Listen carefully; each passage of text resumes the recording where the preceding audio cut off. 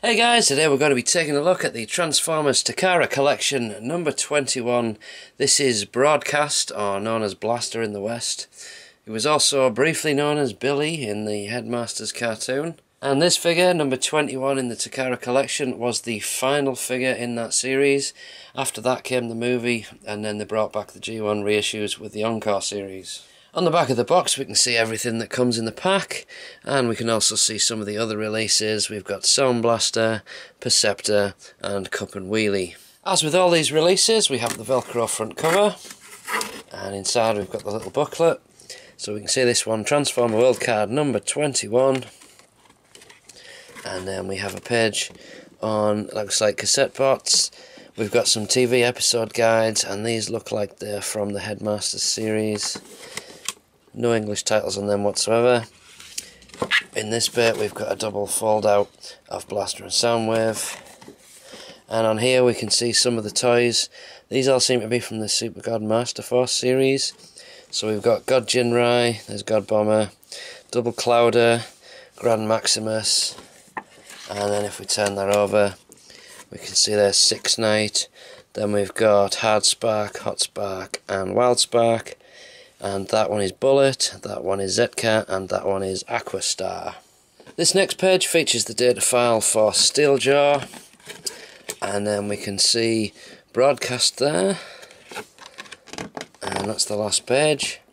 And inside the window box we've got Blaster and Steeljaw. Inside the box it comes in this action pose, which does mean it's a little fiddly to get back in.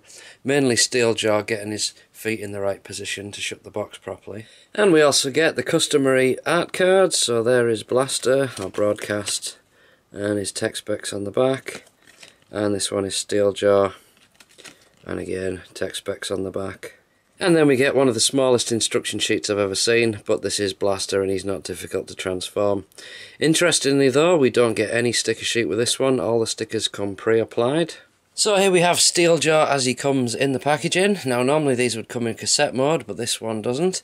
He does however feature the little cassette box, which comes in a separate bag that's actually underneath the box. So as far as I can tell, this is pretty faithful to the original G1. We've got the nice chrome gold wing gun things that you can easily remove, and we've got the nice animal side, and we've got the daft looking cassette side. So to transform him back, he's pretty simple. Just sort of fold him over and square him off, and then these legs all tuck in underneath each other like so. Not a very squared off cassette really, that one. Doesn't really look that much better from the other side either. So Blaster himself comes in his cassette player mode, and he does feature a work and eject button, so you can put your cassette in. Only holds the one cassette. You've got a play button that can stick down, and then you can press stop and make it pop up, or you can pop the tape out again. Doesn't really do a great deal. And as Blaster is based on one of the earliest microchange figures, his transformation is extremely simple. We just slide that bit across, and then you pretty much just unfold his legs. Then you pop out his feet, push his legs together and squash him in there. From there you take his arms, spin him round and squash him in. Then you can slide these bits in and extend them, and the fists will turn round. And the final step, flip the head up and spin it around.